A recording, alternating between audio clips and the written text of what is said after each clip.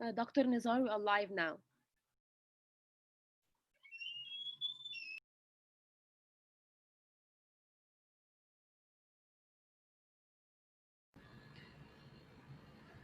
Good afternoon, ladies and gentlemen. Welcome to the second panel discussion of today, which is the first day of the 29th of the International Conference of Management of Technology.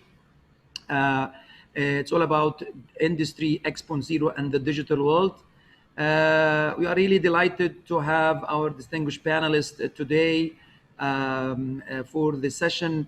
The session going to address the global challenges and lessons learned from the global crisis 2020 and the role of technology and best practices, and see a couple of examples. I'd like to ask our distinguished panelists to open your cameras, and please allow me to ask our distinguished panelists to give a quick introduction about themselves. Let's start with Professor Dr. Tariq Khalil, President of Nile University and founder of IAMOT, and he is the conference president for 2020. Dr. Tariq, floor is yours. Thank you very much, Nazar. Good afternoon, everybody. It's a pleasure to be with all of you here for the 29th International Conference on Management of Technology, where we discuss very important and timely issues, particularly this seminar this afternoon that talks about the lessons from global 2020 crisis. We are now seeing a crisis that the world has never seen before. It's unprecedented in history that the world has literally shut down. And it's really something that all of us were sort of surprised, and we didn't know how to react in most of the time. But we need to discuss this from a management of technology point of view, identify some of the issues, and maybe offer some suggestions or some insights. So I'd like to ask the rest of the panelists to introduce themselves, and then we can come back to discussions of the lessons learned. We are awaiting also maybe the presence of Dr. Osman Ahmed, who was to lead this panel, and he is in the Pacific Northwest, so we'll wait for him if he joins us later. Anuja, you want to go ahead and introduce yourself, please? Yeah. Thank you, Dr. Tariq, and good evening to everybody. It is evening in India. Good afternoon to everyone in Egypt. And it's a pleasure, it's an honor to be on the same panel as Dr. Tariq and Hidi and also Gita and Nezar. I know there are so many important things that I will be learning and taking away from all of you. In the morning also, it was a wonderful session. Let me quickly introduce myself. My name is Anuja Agarwal, and I'm a professor of general management specific to technology. And I'm also the associate dean for technology management at my university, which is NMIMS University in Mumbai, India. My core purpose is that since the past 10 years, we have started this MBA in technology management, which is a very, very focused MBA, which tries to build up competencies in students where they can manage technology for leveraging the business goals, right? Or leveraging technology for business goals. And that is what brings me here. And that is where, where I take the learnings and I will push it back into my students. So yeah, I thought we'll keep it short. Thank you. Thank you very much, Anuja. Gita? Hello, everyone. Gita Suri from New York, and good afternoon and good morning to those who are listening in. It's morning here, 10:30 a.m. And I'm really delighted to be on this panel. So thank you for the opportunity to speak, Dr. Khalil and all the others, Dr. Usman Ahmed, who is hopefully going to join us soon. I look forward to this discussion and to learning from all the other panelists as well. And just to introduce myself briefly, I'm a professor of strategy and innovation at the Robert B. Willemstad School of Business at Adelphi University in New York. And I've been teaching strategy and technology management for many, many years. So I've been associated with the IAMOT since 2010, that was my first visit to Egypt, and hopefully I'll be there soon next year. Wonderful. Thank you, Anuja. John Steenhuis. Yes, good morning from here. I'm in Honolulu, Hawaii. It's a little bit before 5 a.m. over here. So good afternoon for those in Egypt, or good evening for those of you in India or other places in the world. I'm Hanmi Asenas. I'm a professor and associate dean at the Hawaii Pacific University. I have a background in technology management, looking mostly at international issues such as international technology transfer, moving manufacturing, and issues like that. So I've been involved in IAMOT for about 25 years, and I've been following management of technology issues. Thank you. Mohab, would you please introduce yourself? Sure. Thank you very much, Dr. Tariq. So my name is Mohab Anis. I'm a professor at the American University in Cairo, and I teach topics related to engineering, management of technology, innovation strategy, and business consulting. And my other thing that I also do is that I'm the CEO of Innovity. It's an innovation management consultancy that has been doing a lot of work over the past 12 years in terms of instilling different innovation practices in corporates, SMEs, and even larger development organizations. And I'm also a principal at the IXL Center based in Boston. It's an innovation consultancy that does a lot of work also around the world.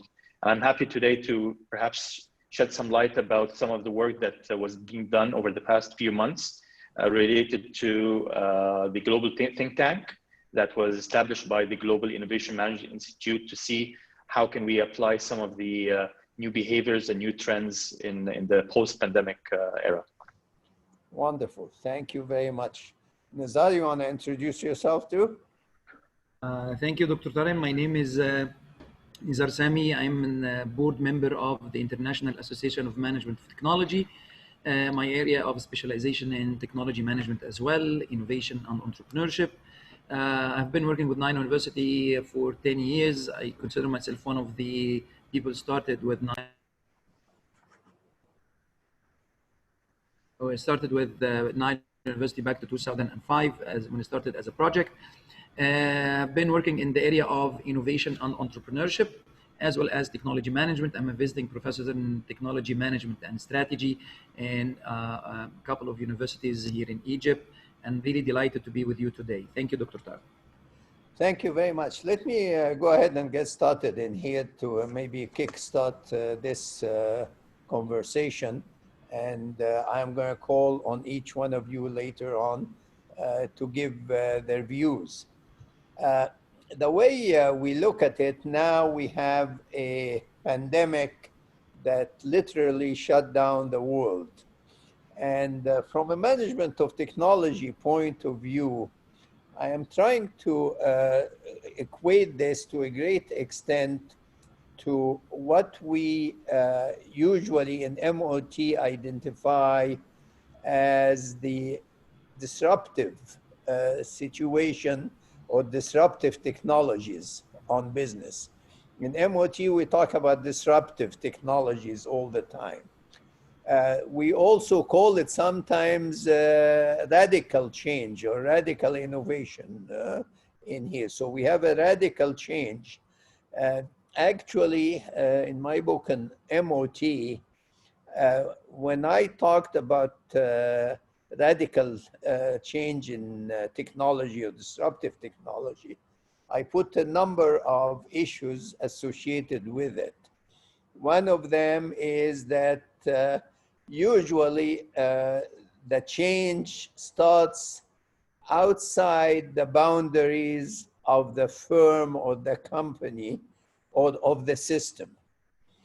In this situation in here, if we look at the analogy, we find that this thing started outside the boundaries of everything that we know of.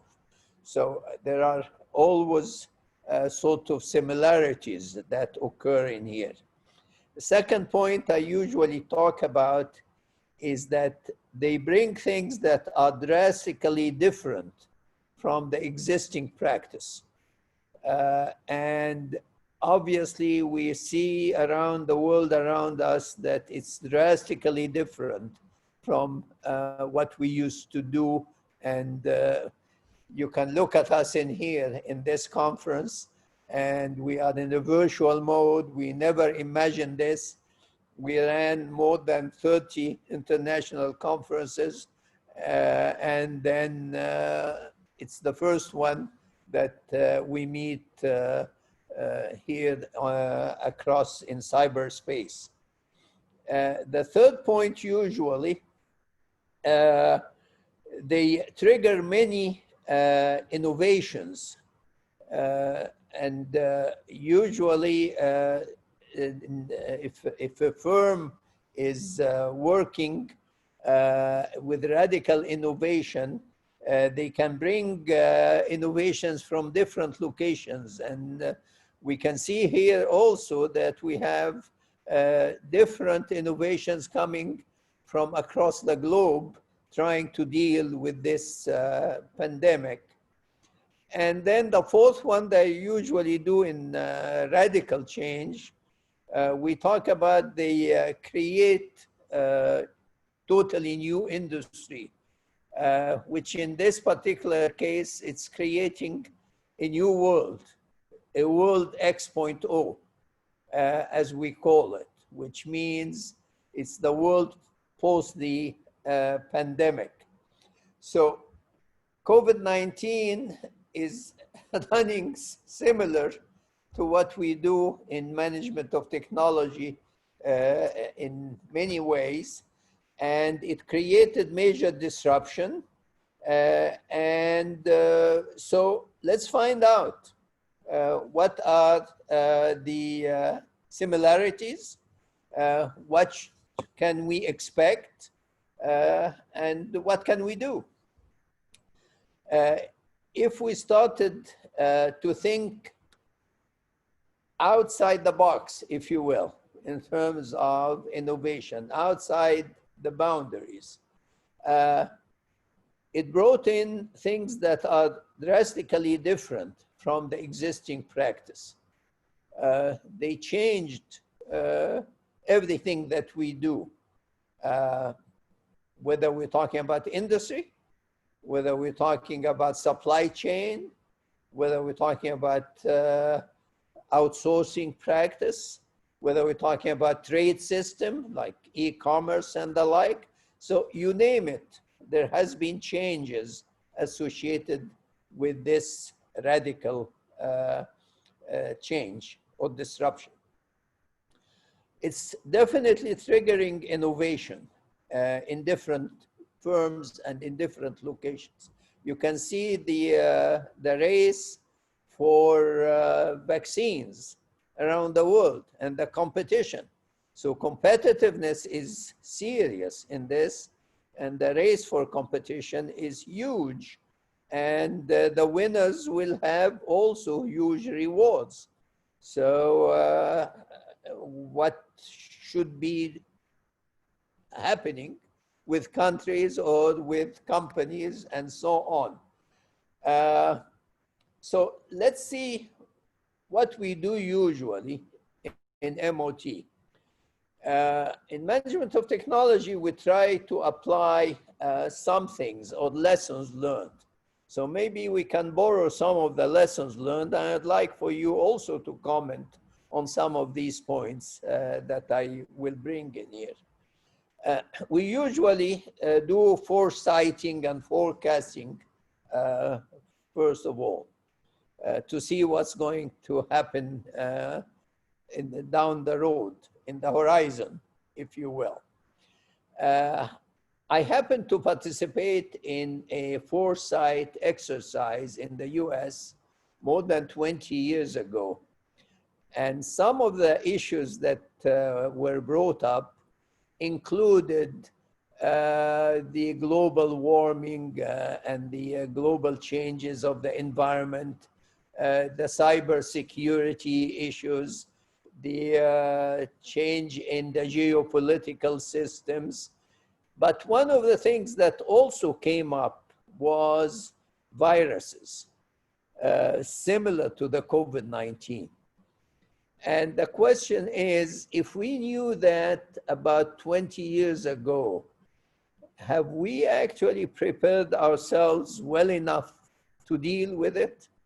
Are we dealing with it well? Should we have done something else? Should we have tried something different?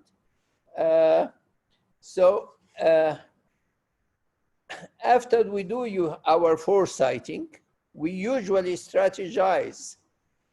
So there may be different scenarios and several options that we can think of and we can deal with. Things can go back to normal. I don't know what's the percentage of that, what's the possibilities or what are the probabilities of that. So we have to think different ways. Is it going to change forever? Are we going to have a second wave and the third wave? Do we actually have a safe vaccine to deal with? So that's something that we have to think of. Then we plan. So we set in motion certain actions and we put time frames for it.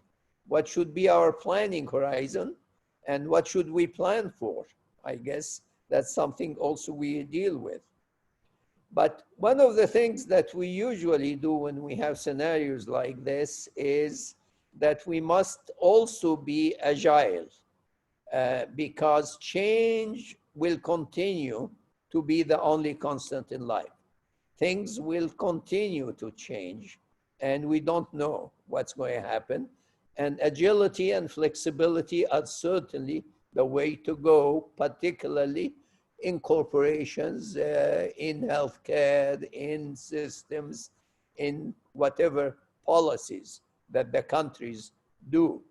We can see right now countries open up for travel and they shut down the next week.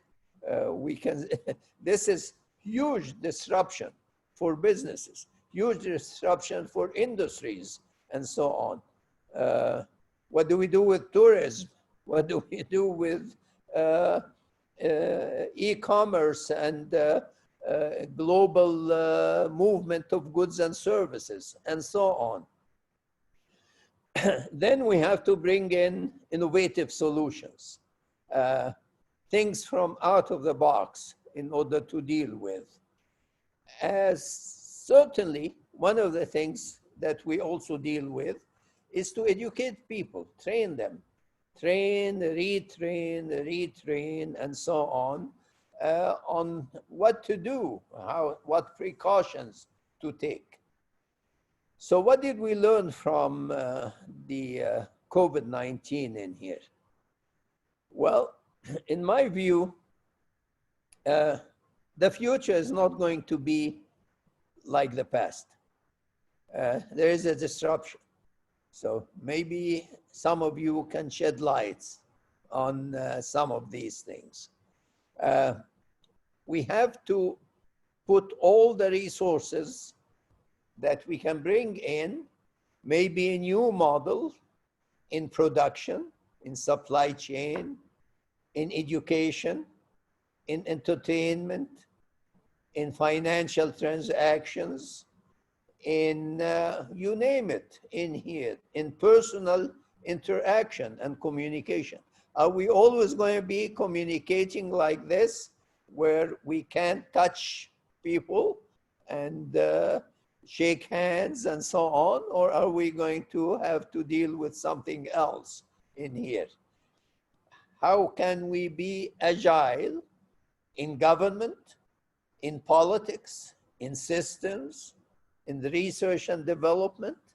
All of these are issues that I hope that our panelists in here might want to elaborate on and tell us what their views are from a management of technology and how management of technology can actually help in this regard. So with this short introduction in here, just few thoughts. I'd like to call on Anuja and see what she would like to inform us. Yeah, so thank you, Dr. Tariq. I think you have set the context very well and set the ball rolling. And while you were speaking, there were so many new thoughts also coming in, which I was noting. I had actually thought of 5 points of agenda which will transform or which will be applicable in the new world post-COVID. In fact, we will probably call it PC era, the post-COVID era. So PC era. So in the PC era, one of the things that technology is going to do, we were talking of translating all firms into digital firms. But now, post-COVID era, we will have to look at digital firms to hibernating firms. And what do I mean by that word hibernating?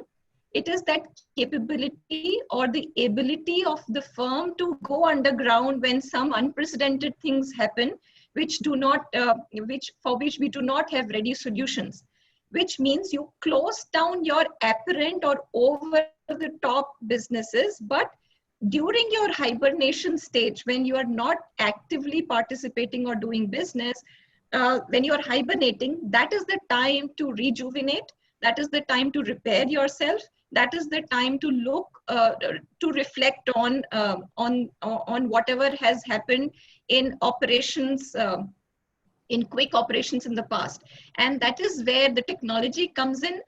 During the hibernation time, the artificial intelligence, the machine learning, those algorithms, again, relook at the data. We talk of data mining, but we will probably be looking at data repairing itself, data rejuvenating itself. The learnings from the past, those happen during this hibernation phase.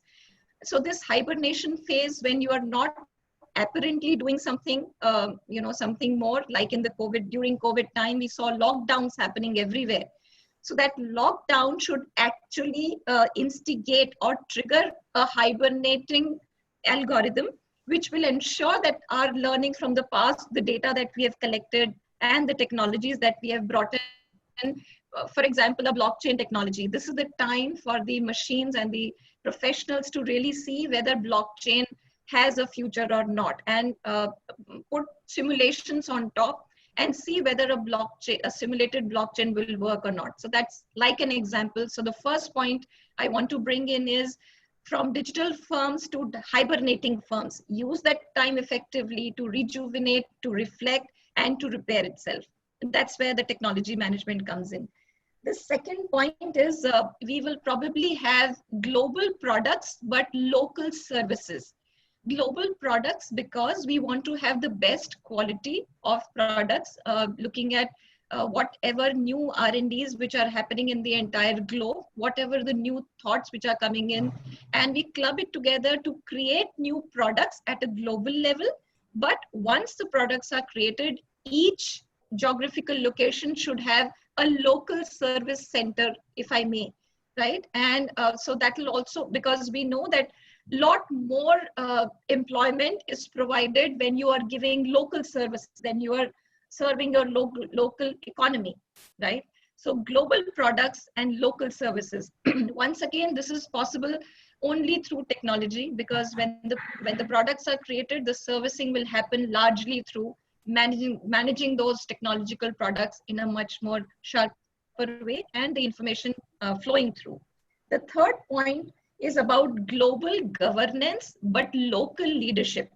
Often we say global leaders and so on, but I should say that no, we will probably move into the world of global governance, which means the policies will have to be looked at for the entire globe together, learning from the past in the future, global governance, but at a very local level, at a country level or at a geographical level, they have to be then implemented using the best of information systems, if I may, but global governance and local leadership, because locally they know what my people are, when, what do they need.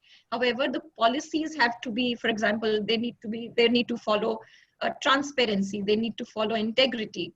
PC era should not be seen as a third world war. It has to be seen as the first world unification. So, and taking that as cue, a global governance and local leadership. The fourth point I want to bring in is individuals will have to be transformational leaders themselves. So business and society will intermingle. Each individual should be seen as going about his business. So he should be put on his 2 feet to say, you are managing your own business. You are managing your self-sufficiency, and businesses should actually be only reflections of the society. And therefore, that brings me to the fifth point, which is who are best positioned, or which industry would be best positioned to create society as a transformational leader, and business as reflection of society, and that is the education industry. We probably will stop calling ourselves an education industry. We will probably be housed in each individual's personality. There will be, like in India, we say there are gurus, right? So who simply gives these broad guidelines, and everybody will look at the guru as what he wants to derive away. So gone or past, gone are the days where we will curate courses and say, okay, this is a package course that one person has to take or another person has to take. There will not be any degrees or diplomas. It'll only be some transformational thoughts for which each individual have to fetch what is good for him. And that is how the moment we bring each individual to be self-sufficient at that level where n is equal to 1, that is where probably we will look at the next world going through, not depending on anyone except for himself and herself. So those were my short 5 points. I will add more after the others discussions are over. Thank you very much, Anuja. I noticed that Dr. Osman is with us also. So Osman, would you like to come in and make some comments? We got started. Yeah, sure. I apologize. What happened is that maybe you all know that I work for a national lab operated by the Department of Energy. So last night I joined via Zoom at 2 o'clock in the morning, and our system thought that my computer is hacked. So, okay. So my apologies, because I did not inform the IT people that I'll be actually talking on a legitimate basis. So they hacked and they stopped my computer. So I had to go through the IT to resolve the firewall issues, and now I am back. So I'm sorry for my delay. All right. So I think you guys are doing fine. First of all, let me continue then. Is there any question for Anuja, Professor Anuja Agarwal? Any question for Professor Agarwal, what she has said? We can pause here, and then if you have, I don't see any chat questions yet. I imagine we can go to the panels and then we can have the Q&As. We can come back, yes, Yeah. okay. Sure. All right, so let me go then to the next panelist. She is Gita Suri, Professor Gita Suri, who is a professor of strategy and innovation and the director of the Elizabeth and Alan Dawn Center for Innovative Technologies and Decision Sciences at Adelphi University, which is located in New York. She's also a senior fellow at the Mack Institute of Innovation at the Wharton School, University of Pennsylvania. She is a Fulbright Nehru Senior Scholar and the author of many articles on globalization, national innovation systems, sustainability, and renewable energy. And I think she has also authored a couple of books.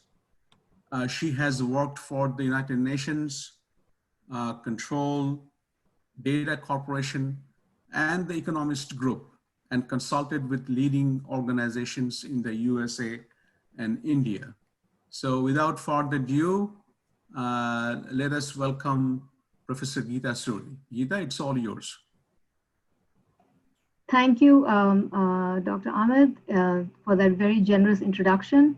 And thank you for the wonderful introduction by Dr. Tariq Khalil, and the very interesting talk by Dr. Anuja Agarwal. I'd like to share my screen, please, because I decided to put some PowerPoint slides together. So I'm going to share my screen right now and get onto the slideshow. Okay, so can everyone see the slides? Yes. Yeah, so I'm going to talk about supply chain strategy in the time of COVID from a supply chain perspective, which is what I was asked to do. So I'm going to basically talk about, the effects of the crisis, and then some of the lessons learned and the strategies that we can adopt to enhance resilience in the face of crises like these or adverse events. So we know that the effects of the crisis have been quite severe. It led to lockdowns around the world. It disrupted work, manufacturing, and supply chains faltered. And the pandemic impacted every business. I mean, we have just had speakers talk about this. But in addition, we've had geopolitical tensions that have risen. But the good news is that the Institute for Supply Chain Management noted that after a contraction in April, in the last few months, economic activity has picked up, and it grew in August in the manufacturing sector. And for the fourth consecutive month, the overall economy has grown. So, but despite that, capital investments have been held off for the rest of 2020 due to the current economic crisis. So the one thing we noticed was that not all industries were affected equally.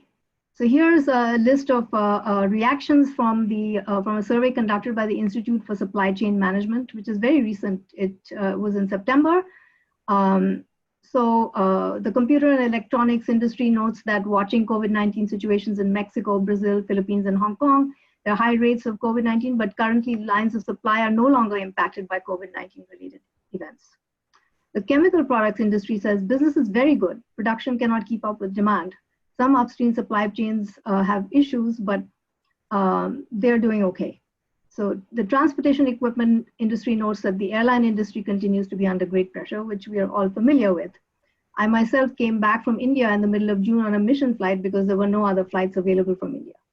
And most flights are obviously flying empty. So the travel and hospitality industries shut down due to lack of demand.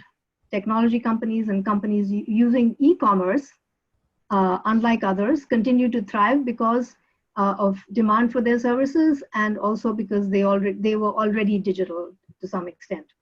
And so companies that were using remote work were not as severely affected. There are many reasons for these changes or these differences across industries. First of all, there were differences in demand. Secondly, there were regulatory differences for industries regarding work during the various phases of the lockdown. There were classifications of essential, non-essential, and so some industries continued operations like the pharmaceutical industry. The semiconductor industry, Dr. Tariq Khalil mentioned that there are some industries that do much better, they take over. So semiconductor industry is a winner takes all industry, and this industry has been going strong. There were some a factory that actually ran at 90% capacity with only 40% of the typical workforce. So here, as he mentioned earlier, speed and agility were critical to the success of this industry. The aerospace industry was also affected. Supplies were basically coming in from China. They were disrupted because of the shutdown of factories. Companies like Boeing, Safran, and Airbus were affected. And even when the supply chain of factories reopened, the supply chains were still affected because of restrictions in other parts of the world. So, and this sector is facing increasing demand for workers with digital and analytical skills because this is the future. And the aerospace industry is certainly not at the frontier in terms of digitalization. The food and beverage industry, we all know that distribution channels were upended and food was stranded upstream. There were integrated companies that produce, convert, and deliver food that faced all kinds of uncertainties throughout the value chain. But again, the food and beverage industry reported that there was growth in production and new orders in August, so things are coming back. So we can see that the economy is resuming wherever there's successful control of the virus, because consumers are beginning to get some confidence. And especially it has returned to normal in countries where you have a sort of a near zero virus. And but economic activity is still very low. It's about 40% of the activity levels before the pandemic in countries that haven't yet controlled the virus. So why did we have all these supply chain disruptions? Well, of course, COVID-19 we can say was a disruptive event, but we have a system that is extremely complex now, because in the past we were moving towards global value chains, global supply chains. So the supply chain had become so complex that many of the networks obscured all the vulnerabilities and interdependencies. And we began to think that globalization is a fact. It's there, but not thinking that there would be something that might disrupt it. And so you have multiple layers, such as tier 1 suppliers, tier 2 suppliers, and the depth of the supply chain had gotten to the point where you couldn't really see. Things were not that transparent. So wherever there was a weak link, we were not able to see that. And of course, it's very interconnected, and there are some cases where the suppliers are shared. Also, there were some instances of concentration of suppliers where you didn't have enough substitutes. And so this makes the supply chain more vulnerable. Most companies were moving their supply chains to low-cost countries, but in practice, that means that they were relying mostly on countries like India and China. So for example, in the pharmaceutical industry, the basic ingredients were being sourced only from these two places. So this reliance on a single geography was obviously not very helpful in terms of maintaining the robustness of the supply chain. Also, the lack of flexibility came from the fact that we had a single geographic location, we had silos in organizations, and a reliance on lean and just-in-time systems with low inventory. So we'll come back to that later.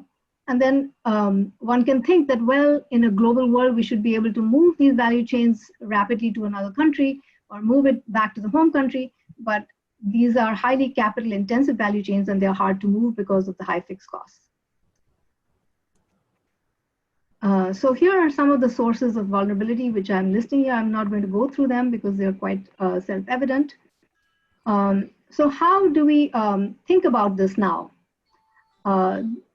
So with the rising complexity of global production, supply chain risk has become much more important for companies to think about. They need to actually start thinking about events that might happen like this. So there are many different categories of shocks, and different industries are have different levels of exposure depending on what kind of shock it is, whether it's a pandemic or whether it's climate related. So we now have to start doing more, paying more emphasis on risk management. And McKinsey and Company did a study which said that supply chain disruptions lasting a month or longer are expected to occur every 3-point-something years. And so the frequency and the magnitude of these shocks is increasing. So as Dr. Khalil pointed out, we have to live in a world of change and expect that these things will happen. These black swan-like events will happen much more frequently. So there's COVID, there are earthquakes. Right now we are experiencing fires on the West Coast. There was flooding in factories in Thailand, Hurricane Harvey in 2017 in Texas and Louisiana. So we need to plan for this much more explicitly. And you can shift to domestic production, but this is not necessarily feasible. And one of the things that was a big learning for companies was that we don't need to trade off between resilience and efficiency. They're not mutually exclusive. I mean, if you have a supply chain that is basically set up only for efficiency, it should also factor in resilience.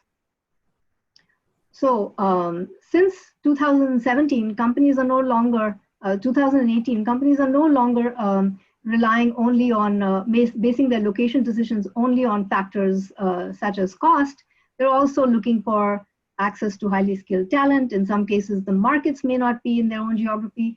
There are supplier ecosystems that they want to be close to. There might be more emphasis on IP protection. So the value chain dynamics have changed. And you can also see that production networks may have become, we might be thinking of making them more regional because regionally oriented value chains are less susceptible to disruption.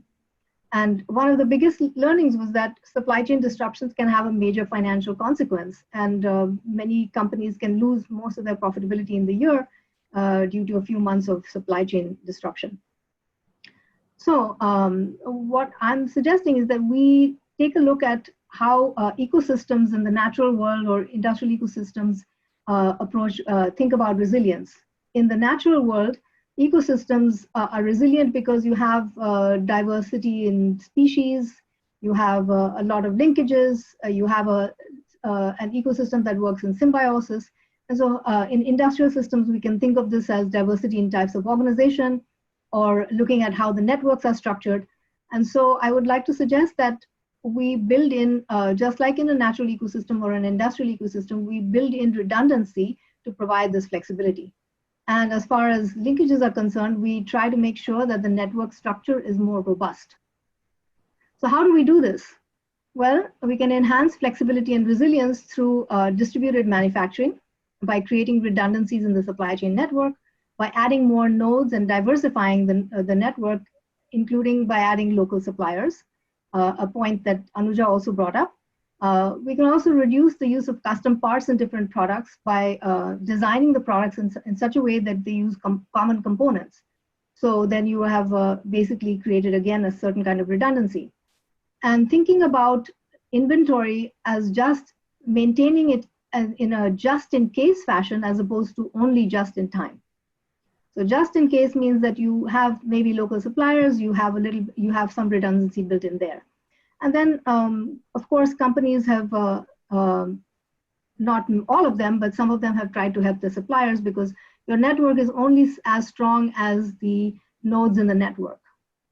So helping the suppliers weather the storm. I just read recently that Lockheed Martin is actually paying its suppliers early so that they can help them with their financials so that they are more stable. And of course, bringing us back to management of technology, we have to use automation to reduce the number of workers on the factory floor. We can use autonomous materials movement, forklifts and cranes, automate the repetitive tasks such as assembly tasks using robotics. We can do predictive maintenance using IoT and AI for predictive maintenance. And digitalization and greater connectivity can also help to enable tracking of the network and tracking the suppliers and giving visibility into what the suppliers are doing and being able to use analytics to predict what might happen or to forecast where a potential weakness can occur. So we need to scale up these digital manufacturing approaches to encompass the entire value chain as opposed to just looking at certain specific pilot projects or certain specific nodes, and make the digital systems robust so that we can use predictive analytics to make decisions. In this, during the pandemic, Nike actually reduced its production to minimize the impact of the pandemic. And we also have to educate, just like Dr. Khalil said, transfer new knowledge throughout the supply chain so that everybody has access to the same information and can actually act in real time to prevent such failures. So in conclusion, we have to do scenario and other analyses to assess different types of risk, use redundancy to maintain flexibility, and adopt digitalization to enable dynamic management of supply chain networks. With that, thank you so much, and I look forward to questions. Thank you, Gita. Professor Osman. Professor Mohab has a class coming up relatively soon, so maybe he wants to go first.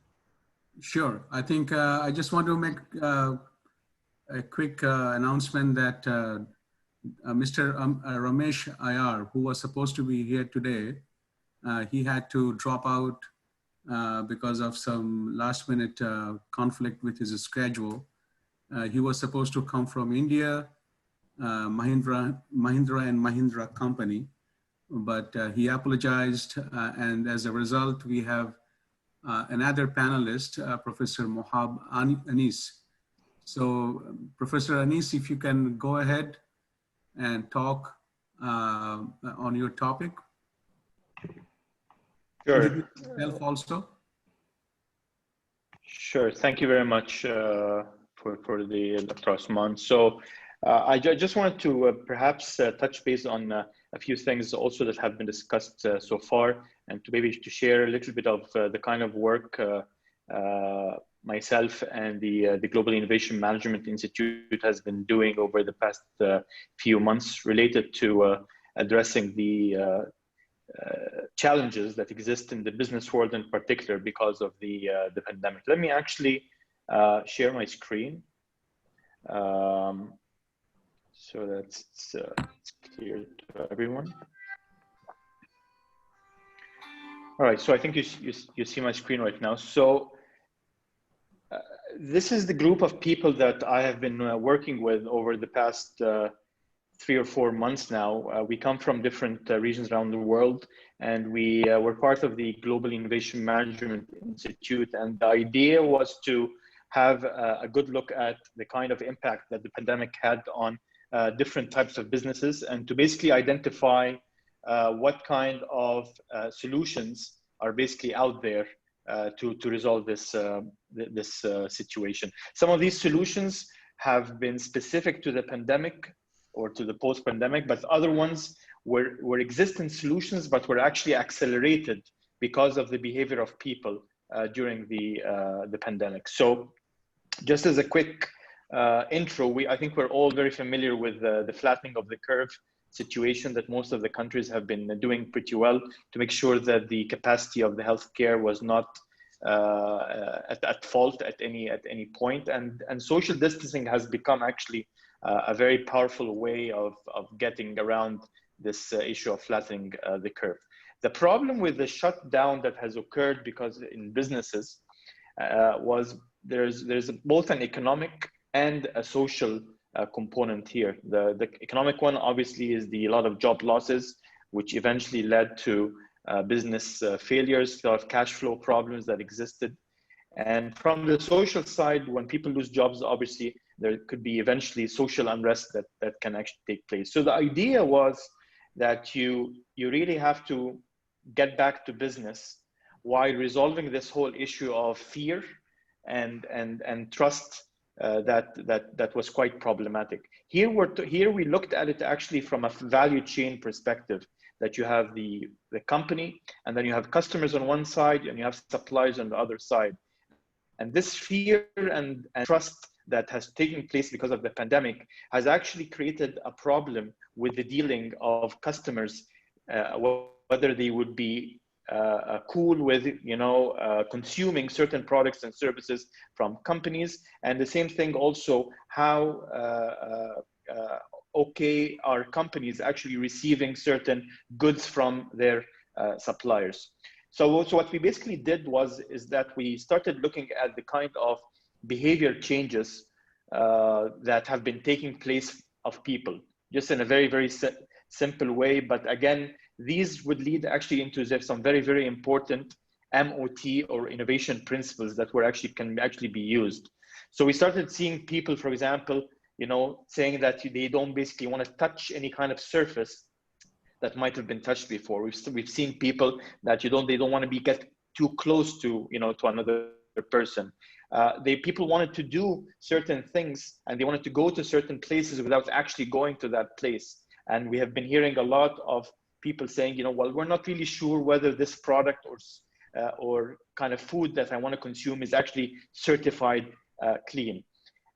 We've also seen people, become from a behavior point of view saying, that it would be lovely if there's some kind of a barrier that would basically shut down the kind of flow or the transmission of a virus from a person to me or from an object to me.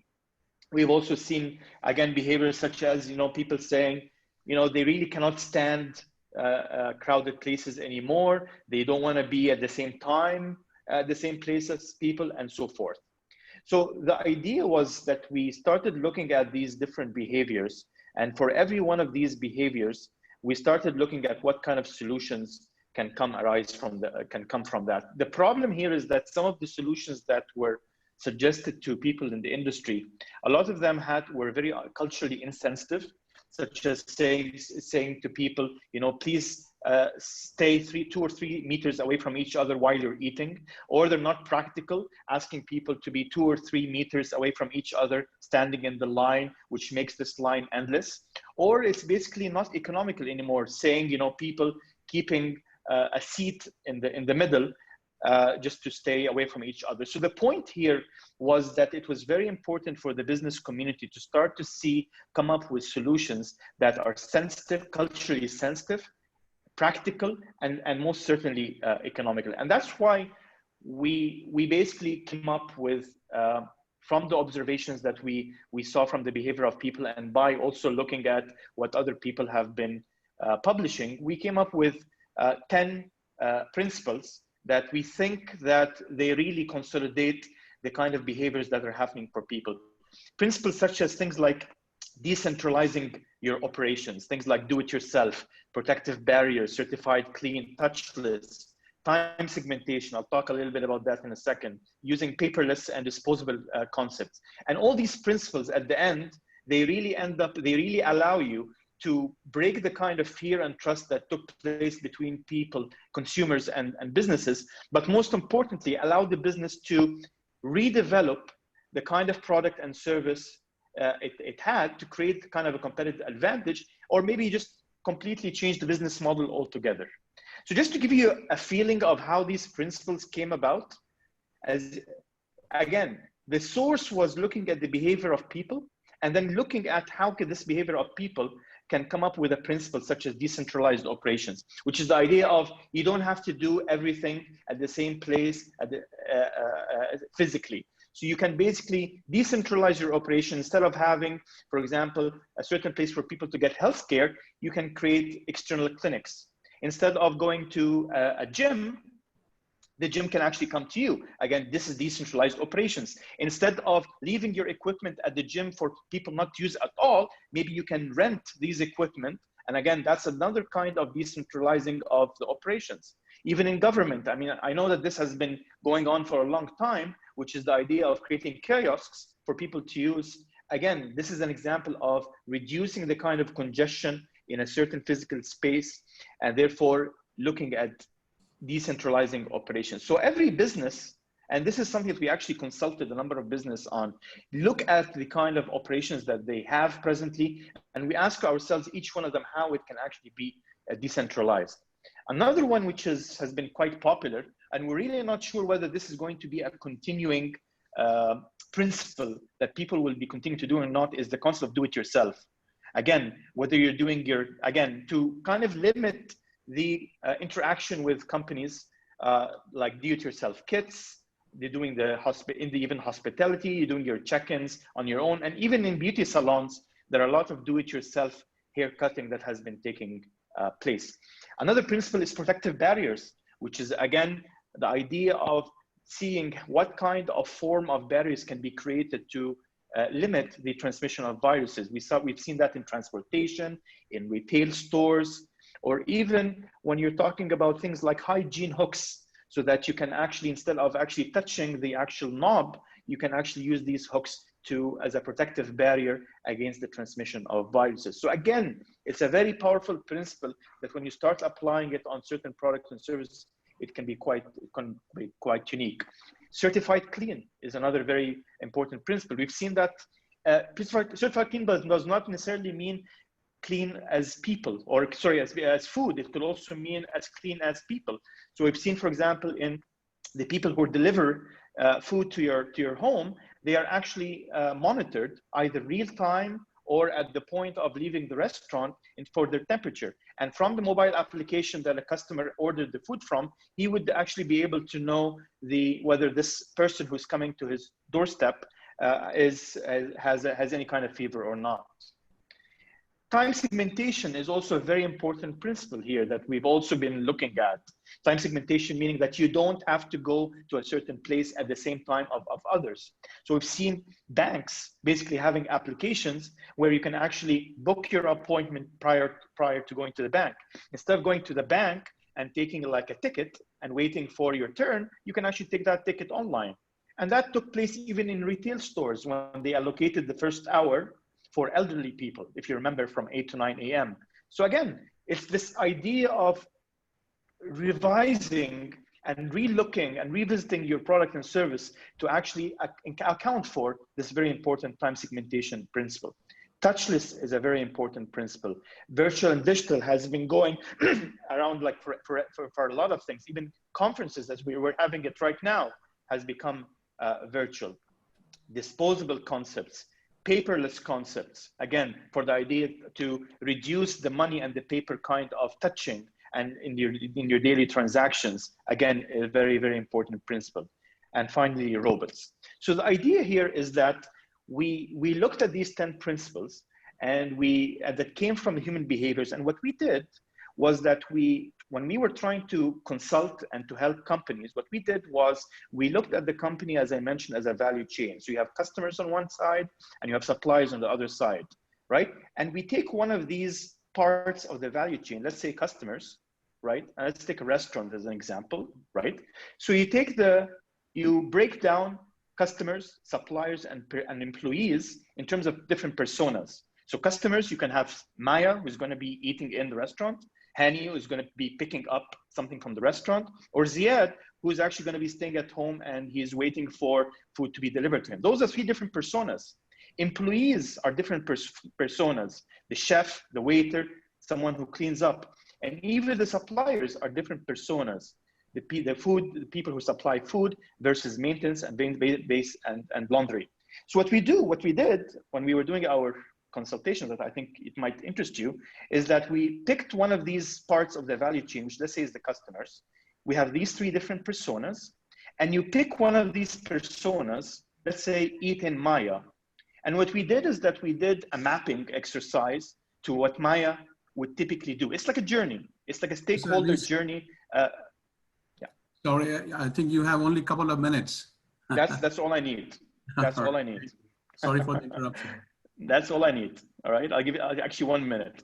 So basically, if you take one of these personas and you break it down across its journey, so Maya enters the restaurant, Maya gets seated, she orders food, food is prepared, Maya is served, Maya eats, Maya pays, and then Maya leaves. If you break this down in this form, and what we did after that was that we did a risk factor analysis for each one of these different stages. Red being high risk factor for COVID-19, green meaning low risk factor. And from that, the parts of the journey that were actually risky, whether it's high risk or medium risk, we started asking ourselves, how can this particular stage be any different when applying the 10 innovation principles that I was talking to you about? And you come up with endless opportunities. So you can think about paperless concepts, protected concepts, do-it-yourself concepts, touches, and so forth. So that's really, I wanted to share that with you, to share this methodology that we were applying over the past 3 months to businesses, where you apply these innovation principles, and you can actually, by doing this breakdown of the journey of the different stakeholders or personas, you can identify where exactly you want to intervene, whether it's a technological innovation or change, or whether it's a business model change. Both of them would work very well. And thank you very much. Thank you, Professor Anis. So now we have the last panelist, Professor Steenhuis, and let me introduce him first. So Professor Steenhuis, again, just give me 1 second.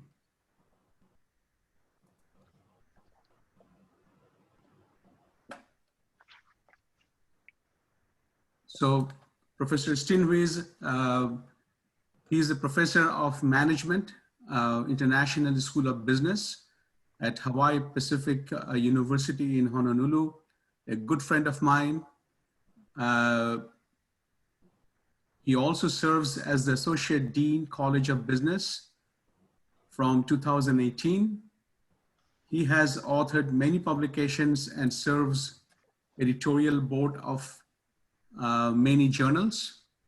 And he currently serves as the editor-in-chief of Journal of Manufacturing Technology Management. And Professor Haramjan Steenhuis has served IAMOT for a long time. So he's also a member of our board. So please welcome Professor Haramjan Steenhuis. Thank you, Osman. What I'm going to do is I'm also going to share my screen.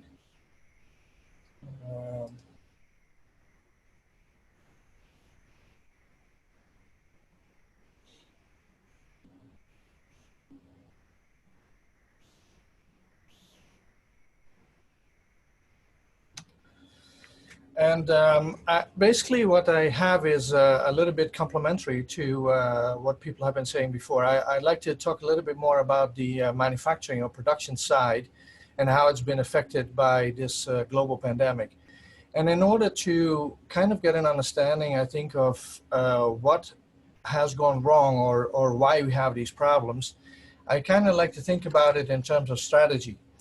And I think that Henry Mintzberg has gotten to a point when he mentions strategy is really a pattern in a stream of decisions. You can plan something ahead, but really you kind of have to look at what was the pattern of your decisions in the past that led you to where you are today. And that can explain why certain things happen in certain ways.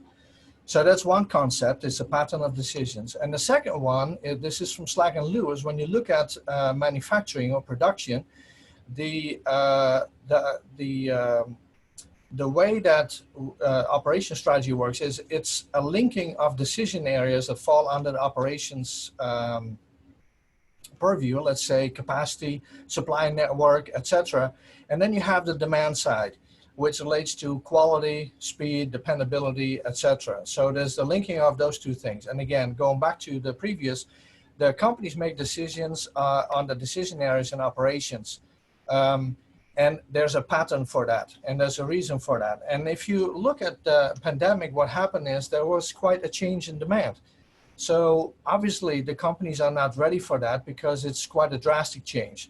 So this is just an example of face masks, but companies were not ready to have this because the past pattern of decision-making didn't prepare for this future. And what I wanted to discuss is basically a few points leading to the shortages and everything else that I think have caused some of these problems. Basically 4 items. I talk a little bit about inventory, but it's been already discussed before, as well as logistics. Get a little bit more into manufacturing. And I want to say something about a vaccine at the end as well. So if you look at inventory, we've seen, stores that didn't have any toilet paper or a whole bunch of cleaning products and a whole bunch of other things. And I think what this points out is one of the key things in lean. A lot of companies have been moving to lean production, but a key assumption in lean is that we have a stable environment. And this change in the pandemic all of a sudden created basically an unstable environment, and the stability that used to be there got disrupted. So anybody operating on lean, all of a sudden you have problems because of the lack of of inventories, and that's Gita already mentioned that for supply chain as well. If you look at the logistics, and this goes to some degree, it goes back to the issue of a supply chain and where you produce, but a lot of it has to do with manufacturing networks and how you design your manufacturing network. Most of the manufacturing networks are actually oriented around being close to the customer or where the demand is, but in some cases we have kind of created global centers for certain things, low-cost production. And when you do that, you become dependent upon location elsewhere, which makes it hard. So for example, China has made half of the world's masks before the coronavirus, and because of that dependency on another location, you now have an additional cost in terms of time. So time has become, I think, one of the main issues in this pandemic. The time it takes to react and change to things that we previously had in a more stable environment. And so when we look at manufacturing, there's a couple of things in manufacturing that take place. First, we already have companies that make certain things, but in order to react to the change in demand, they have to ramp up production. That simply takes time. But for example, 3M has been expanding its N95 mass production. It's huge in terms of what they did. When you do that, you need more machines in many cases, or you need more people. So that simply is something that takes time. It can be handled, but it just is something that takes time. The second thing is that we have changed production, traditional production in some companies. So here is just a snapshot, some of the car manufacturers who have moved into producing like ventilator or respirator parts or masks. So we've asked to do that. But again, of course, in this case, what you have to do is there's a technology to produce certain things. There's knowledge about how to produce certain things. And now you have to transfer that knowledge to a company that is traditionally not making those kind of things. So they have to learn it. And again, there's a delay in being ready to deal with that. Another example of that is the textile industry. So textile industry has been producing a lot more cloth masks, as an example. So they've been, and other kind of medical clothing and stuff like that. So there's certainly a reaction to the pandemic. But again, there's been a little bit of a delay. And again, it has something to do with what was the demand pattern before you have the pandemic and what's the demand pattern when the pandemic hits. So for example, in terms of masks, if you just think about the United States, we have about 400 million people living in the United States. And I think before, let's say, January, February, there wasn't really a high demand for these masks. And all of a sudden, boom, everybody needs to wear a mask or is asked to wear a mask, and you don't just buy one, you buy multiple because you switch them or whatnot. So all of a sudden there's a lot of demand. New technology. So I've been doing research on additive manufacturing for a number of years, and this is a fairly new technology. It's very flexible. And so the new technology has come online as well. So we have first, increasing production of existing companies. Second, we have like moving of production to companies that traditionally didn't do it. And then the third reaction of manufacturing is this new technology, digital technology.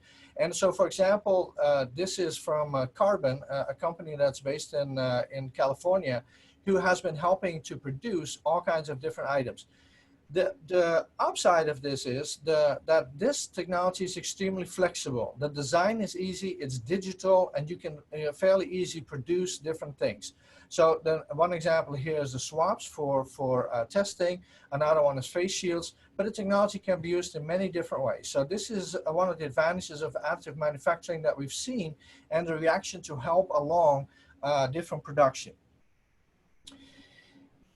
On the flip side of it, there have also been a lot of people who have, for example, 3D printers at home.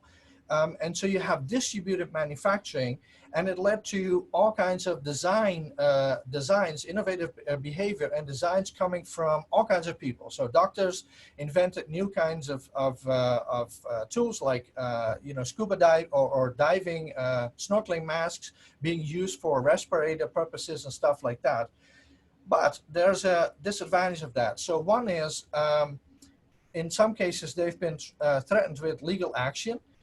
So this was a respirator valve that was made for about $1, traditionally, well, at least it's a little vague, but if you look at it, there's some contention that those parts used to cost $1,000. So if you're the company that produces and sells these parts for $1,000, you're not very happy when somebody just, you know, reinvents it somewhere, produces it for $1. That's not the only thing, though. It's also a safety issue. So when you look at these kind of parts in the medical field, the question is, how good are these parts and can you really use them? So as an example, when this COVID virus hit and we had to use masks, I have 3D printers and I started to work on 3D printers and you know, working on stuff. And actually within my university, there was some drive to produce certain things like face masks or parts for the face covering and stuff. But it turns out that most of those are actually not safe. And it has to do with your printing environment. So if you normally make healthcare parts, it's in a safe environment, there's no bacteria. When you do 3D printing at home, you could have, if I was infected and I could be asymptomatic and I produce at home, parts of the infection could be in my 3D printed parts. And if somebody then starts to wear a face mask that I produce at home, they could become sick. So I started to, actually I abandoned any idea of producing for anybody. So while there's a flexibility in the entire system and many people have 3D printers, household printers across the world, and they've been printing stuff, it's not necessarily a safe thing to do. So that, and this is an example of those. And again, healthcare professionals have been warning us about those kind of issues. The last item that I wanted to kind of address is the vaccine. In 2012, we had, I was in the state of Washington at the time. We had, I was teaching a course for MBAs, and in our course we had a link with a pharmacy school. And at some point I had my pharmacy students do a study, and they actually did a study on the vaccines. And it was very interesting. This was 2012, and their study showed there's no capacity to produce these vaccines quick enough. And I think the key issue of that is it will never change, because when you need when there's a new virus coming out, you will need a new vaccine, and you will need to get like a new, aside from the whole process of getting a vaccine approved, you still need to ramp up production from the start. You can't prepare anything because you don't know what this virus is going to look like. So if you look at it in total, I don't necessarily think that we can be much better prepared in the future, because the way that companies make decisions has to do with the pattern of the past. Now we see a pattern where everything has been disrupted. You could think about that and say, okay, we're going to do more production. For example, in the US, we need to do more production in the US. That sounds reasonable, but the cost for doing so is going to be higher. And if you're in a competitive global marketplace, I'm not sure that you can actually do that. So just a few lessons that I think we can take. First of all, there are inherent vulnerabilities in supply chains and the way that we produce and the way that we make manufacturing decisions. And it's a matter of trade-offs. And those trade-offs are not going to change. So in this case, it was a huge issue of unanticipated demand that created trade-offs and different kinds of decisions that led to a lot of problems.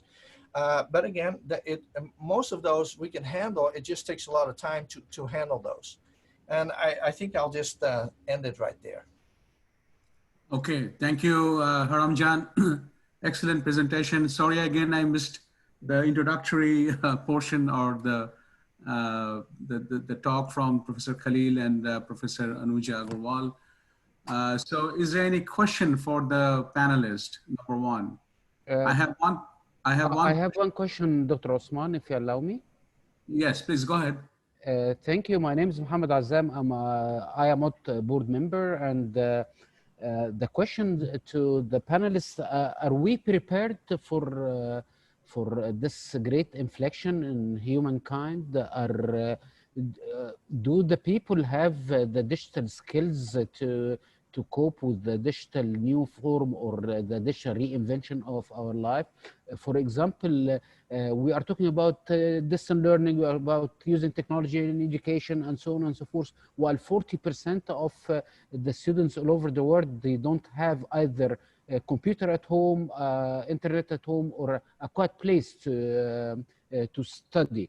So I think there's one of the great lessons that we are not prepared We are not ready for such an inflection point.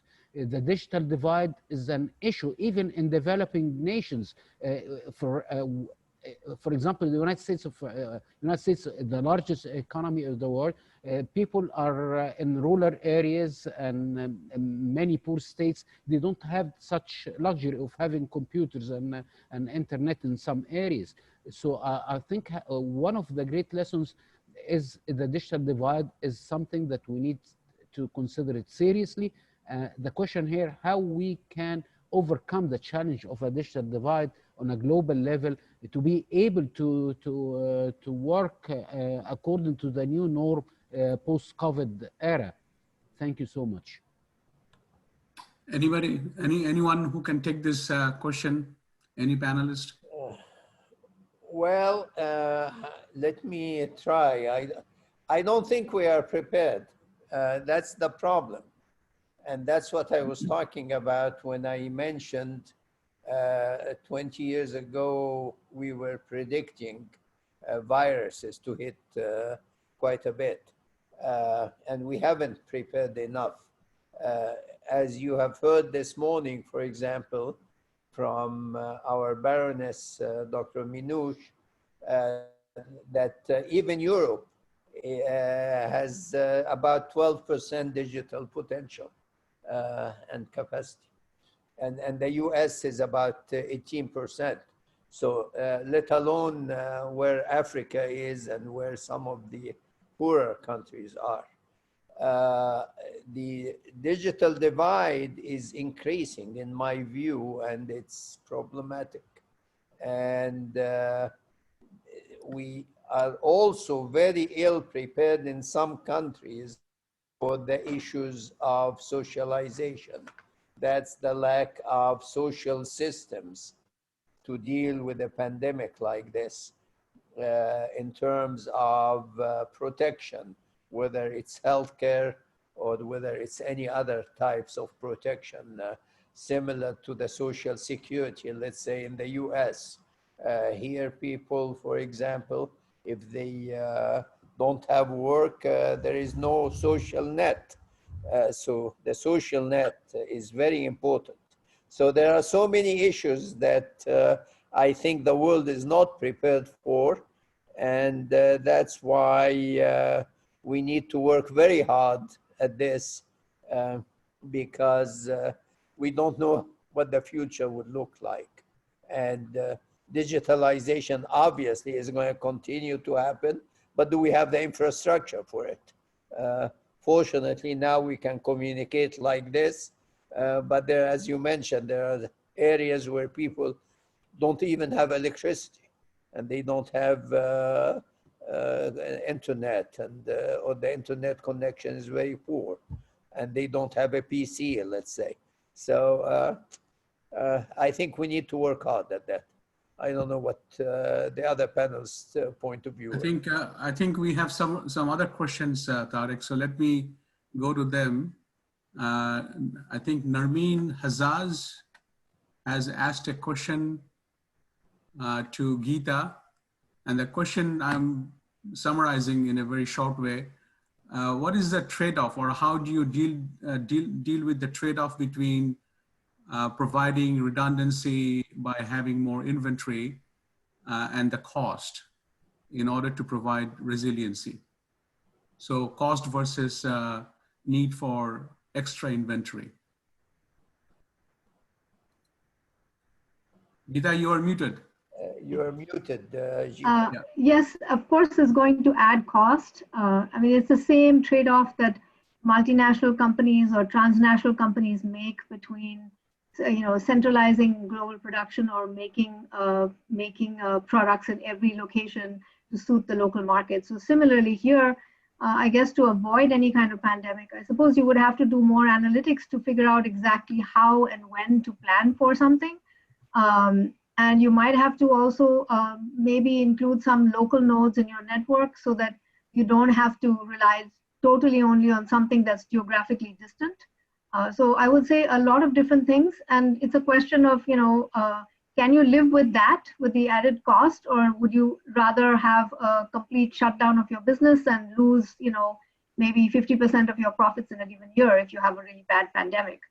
So I think that companies will individually have to make that trade-off, and I'm not suggesting by any means that all companies will do this, but I think the more successful ones, or the ones that have the resources, will probably take this quite seriously. Okay, then we have some questions from Omar Azad. Omar, are you there? Omar? Nizar, I think you can give him the mic, please. Omar. So Omar, right now you can unmute yourself and address your question, please. Okay. Can you hear me now? Yes. Yes. Okay. I have few questions that some of you really should be addressing.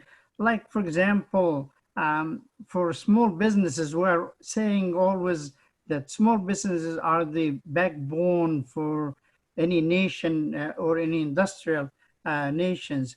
And small businesses cannot really afford any of these new technologies like AI and blockchain and all these kind of things. So we need to work on this in order to help the small businesses getting into that level. I think some of the panelists talked about domestic production where to solve the issue of importing from China.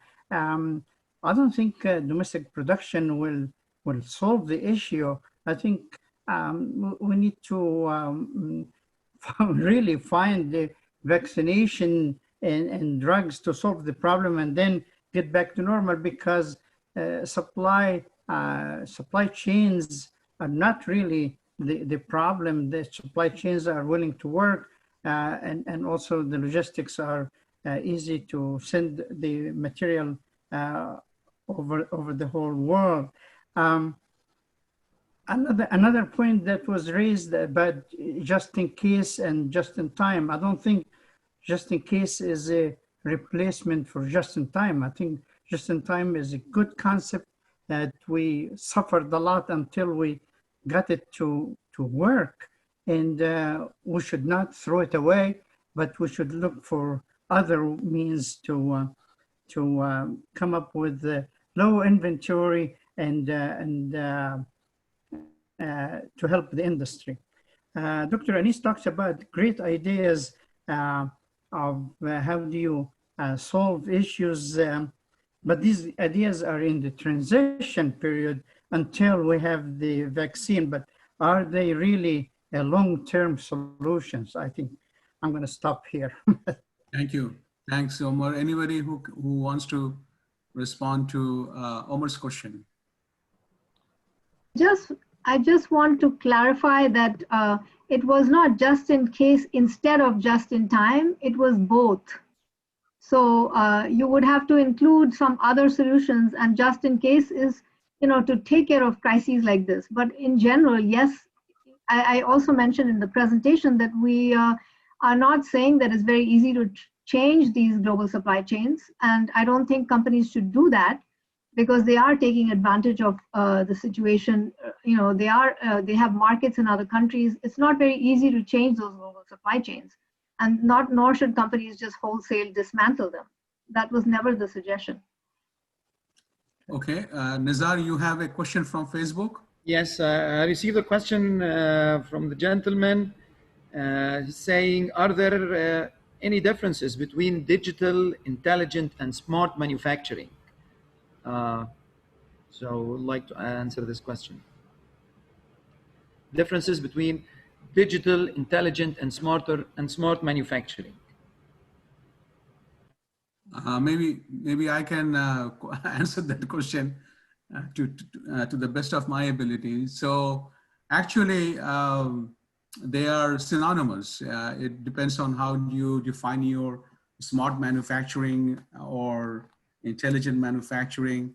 But digitalization should be an element, a basic pillar, a fundamental base essentially that can make your manufacturing smart and intelligent. In fact, if you look at the DOE, the Department of Energy's Advanced Manufacturing Office's program, they hardly use this term digitalization or digital. They essentially say that we are basically looking into smart manufacturing. So, you know, it depends on how do you use your terminology, but the basic fact is the digitalization is all about data. The data drives new value, and that if you can implement in your manufacturing, the manufacturing, you can term that as smart or intelligent. Maybe just one addition to that is sometimes people say that if I am using AI, then it can be termed as intelligent, but you know, you can also say my smart manufacturing can also have AI applications. So again, the borderline between all these definitions are kind of blurred, in my humble opinion. Well, digital and smart are very close to each other, so they are almost the same in a sense, but you can be digital but not smart. So Yes. sometimes there are differences in there. So I see that Breno and Dr. Muhammad Aouni both have questions. So Breno. Where's Breno? Yeah. Here Hello, can you hear me well? Yes.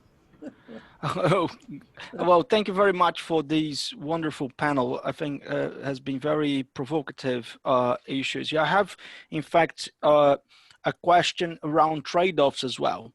And my question starts with the issue that I think Gita mentioned it, on how governments and companies had to start reflecting on what it's essential for them. So the companies that were offering essential goods or essential services, these, to some extent, they were not told to go into lockdown. They actually were encouraged to keep up with production, with increased production, and to supply in order to meet the needs of society or the people who were in lockdown. So this is my first question. What do you think is going to happen with with this recovery? Is that we're going to be valuing more essential goods and services? You know, I understand that Anuja also put a very interesting concept of hibernation. So the companies that were perhaps offering superfluous stuff could hibernate and then improve the mix. And I think the other issue here, also on the topic of trade-offs, is these tensions and complexity that will emerge for decision making in the future, because all this COVID, they will come back with a lot of all the demands at the same time. They will not be isolated. I mean, the future pandemic, we're going to still have climate change issues, still have plastic pollution issues. So once, I mean, a lot of people in the panel suggested to have barriers, you know, to improve protection. I mean, these, of course, some of these protective measures, they include increasing plastic consumption, which by consequence might increase the need of, you know, recycling or energy consumption or pollution. Okay, so this is my question to the comment and question to the panel. Thank you. Any taker? I would like to respond. Yeah. I think that, yeah, Breno raises some good points. And I think the issue of trade-offs, you know, part of the thing that I was trying to point at is that there are fundamental issues with the way that we produce and the way that an economy works and the way that businesses work, right? So I think this basically shows the breakdown of how that works when you're dealing with a kind of global pandemic. Because in many ways, in order to deal with that, you have to have a government that steps up. You cannot just rely on private firms. It just doesn't work like that. And I think the other point that you raise is a very good one on, you know, first of all, we're going to have more of these pandemics. I mean, there's been some in the last 10 years that have gone mostly in Asia and have gone largely unnoticed in the West. Now we get hit, but it's for sure we're going to have other ones. So you're going to have to continue dealing with these. And I think that in addition to that, also, like for example, the 3D printing or the additive manufacturing distributed at homes, for example, to create this stuff, does exactly what you're saying. It creates more plastics and more waste.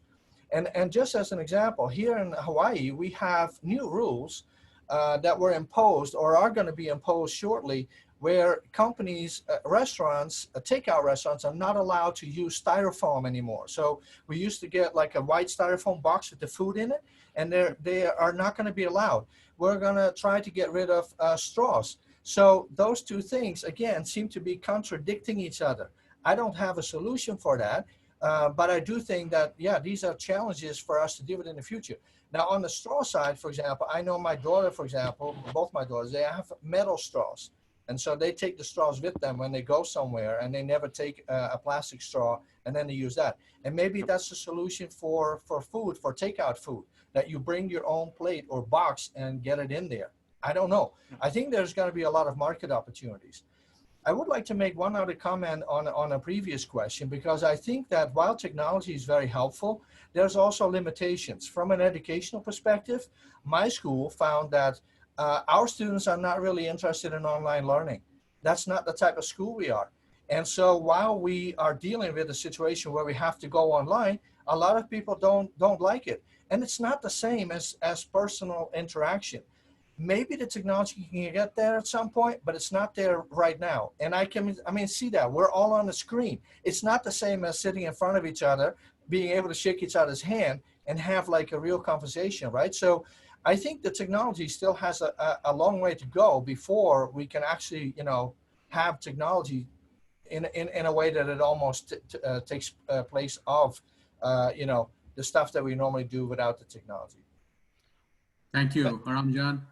Yeah, I'd thanks, like to just Hamyan. quickly comment, Breno, that on the plus side, all of us have gotten used to working from home, so we're not polluting Yep. by driving cars. So we have there's cleaner air. In Delhi, where I was before I left India, the air quality index has dropped to 50 from something like 400 or 500. So the pandemic has had some positive impact as Positives, well. yes. And as far as technology is concerned, I was actually pleasantly surprised to find rural children in India, in the little Himalayan village where I was, living for 3 or 4 months, that they were doing all their classes on WhatsApp, surprisingly. So, maybe this is a way for all of us to get more technologically on board, and I think there are lots of opportunities here. So. Even in terms of sustainability, thinking of redesigning products or supply chains in some ways that will actually make our world more sustainable and more environmentally, will make things more cleaner. Yeah, thanks, Gita. It's interesting what you're saying, because it's very specific to the business industry, and sometimes even to the business model. I mean, a couple of years ago, we are in IAMOT, we were encouraging, all these sharing economy business models. We were all publishing papers. We were talking about Airbnb. We were talking about Uber. We were talking about, selling services rather than acquiring assets, and products. And perhaps, the sharing economy is under threat now, isn't it? I mean, because you want less thought, you want more individualized products now.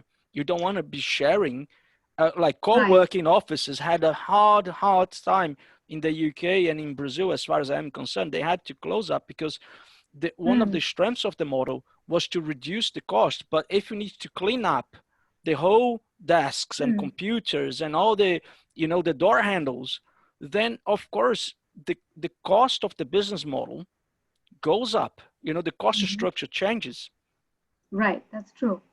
Well, we'll have to do more innovation, low cost innovation, to address some of these issues. So lots of work for management of technology professionals ahead. Nizar, do you have any more questions? Yes, we have Dr. Muhammad Auni from Nile University. Dr. Auni, would you please unmute your microphone and address your question, please?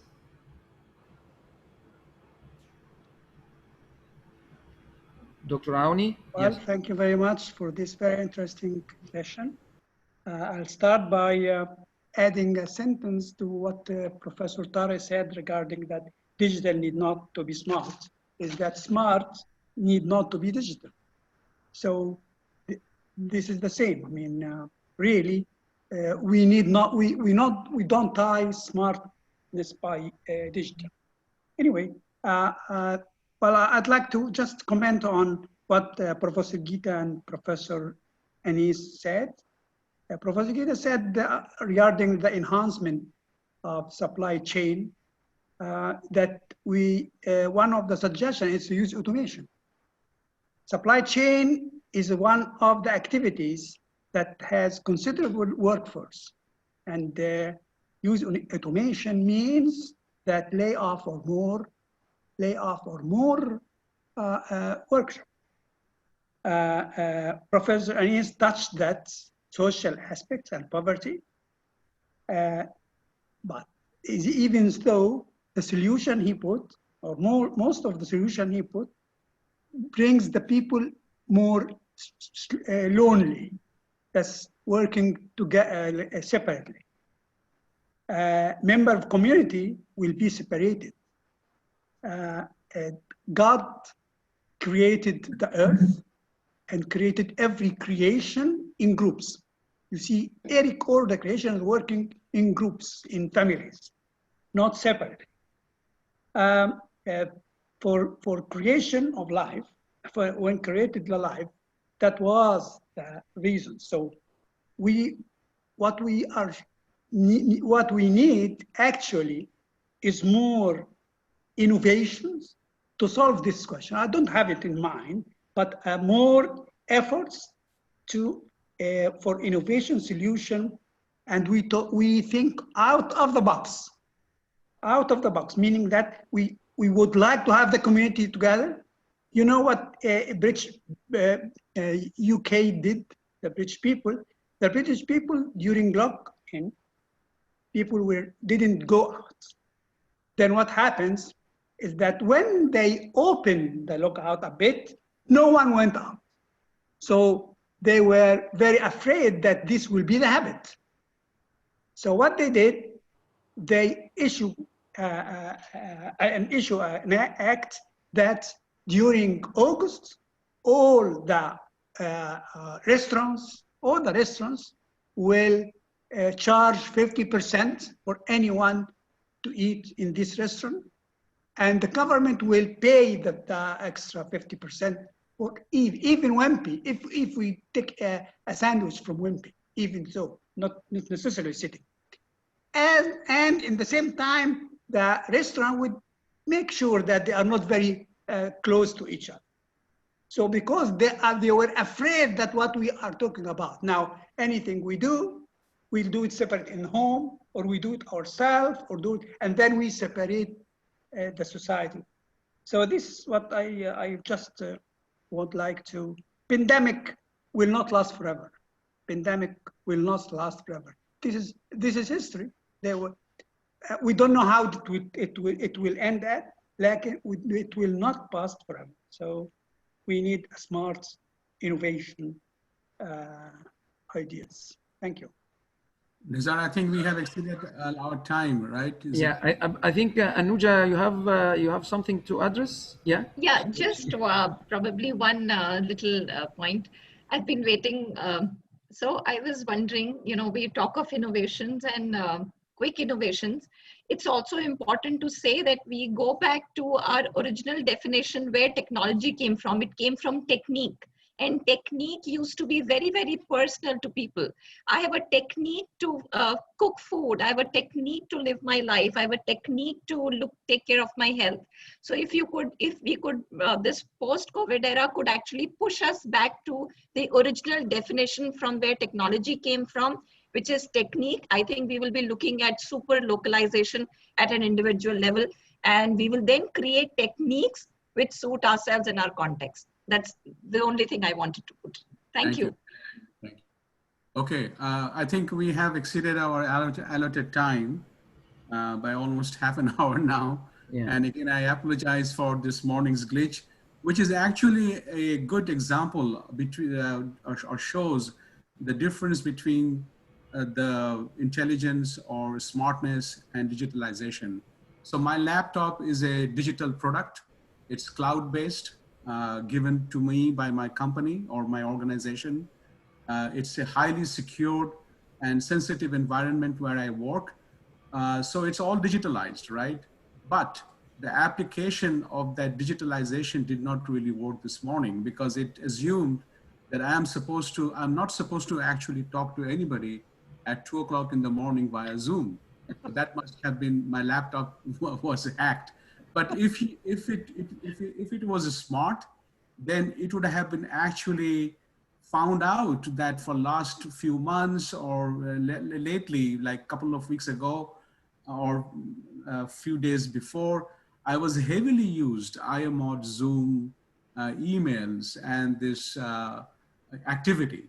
So based on my activity, they could have actually triggered an exception to this rule and allowed me to actually come back at 6 o'clock in the morning when I was supposed to.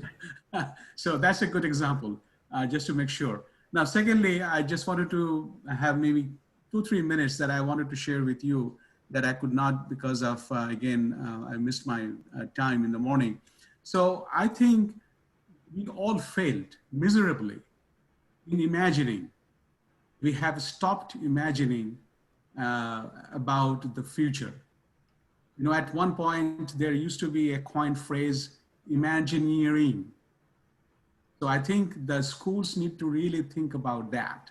How can we create a future scenario? I think Gita mentioned about that, but this has to be a disciplined activity among all the schools, among all thought leaders about thinking about future, imagine the future, and then ask ourselves, how can we prepare ourselves to deal with that sort of future event or potential event in the future.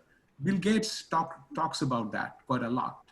He says that America, especially USA, has stopped investing money in R&D from the government in this imagination activity. So that's number one. Number two is the collaboration among the countries. Just imagine that in December, or maybe even before December, when Wuhan detected this virus, this nasty virus, if at that point they could have actually created a worldwide global coordination, collaboration sort of activity among companies and medical science folks and governments and everybody, the fintech industry, the financial folks, I think we could have avoided maybe losing half of the population, maybe more, and not go through this kind of absolute disruption that we are facing today. So imagining and then global coordination, prediction, all these things are basically, in my opinion, lessons from COVID-19 that we should think about in the future. So I think with that, again, thanks to everybody. I didn't get a chance to introduce Professor Anuja Agarwal and Professor Tariq Khalil, although he doesn't need any introduction at all. So again, I'm sorry about that, but hopefully we will continue our discussions. It's good to see you again. Are you going to take a picture, Nizar, or? Yes, Dr. Tariq, please. And the certificates. All the gentlemen and ladies, please open your camera just to get the picture of the session. Okay. Okay. Okay. For a while. Okay. Joe, thank you. Laure. Thank you. Anton, yeah. Leon. Omar. Laure. David. Dr. Auni, Dr. Yes, please. Please. Yeah, thank you. Laure, are you there? Didi, would you please check your background? Okay, Omar Azzat. Dr. Azzat, Dr. Azzat. Laure is not there. I can't open. I can't Vegas. open the camera. There is no option for me to open the camera. Okay. Okay, no problem. Hidi, please check your background because yeah, perfect. Okay. David, are you there? Yes, David was there. Okay. Laura? Yes, perfect. Yes. Okay. Smile. I'll take one shot, another shot. Okay. Smile. Okay. Another shot. Okay. Smile.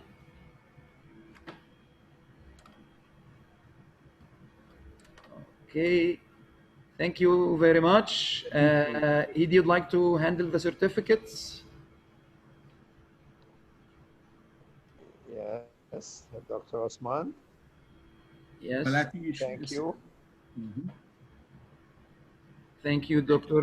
Tariq Khalil, for being a panelist. Dr. Anuja as well. Thank you. Really enjoyed the presentation. Professor Gita, for your insights. Thank you very much. As well as Harm Jan, thank you. And Muhab Anis, he had to leave because he has a teaching commitment. Thank you very much, ladies and gentlemen. It was a really great pleasure to be with you today. This is the first day in the IAMOT 2020. See you tomorrow. It will start at 12 p.m. Cairo local time with a normal schedule with the papers, and then we'll have two presentations. We have our guest speaker, Dr. Osman, with his presentation as well. So please check the schedule, and looking forward to see you all tomorrow. Thank you very much, and wish you a nice day, and stay connected, stay safe with social distancing, yet digital proximity and digital connect. Thank you very much. It was a real pleasure, and see you next time. See you tomorrow. Thank you. Bye-bye. Bye-bye. Bye. Bye. Bye. Bye. Thank you. Very nice. Bye. Great day. Great day. Yeah.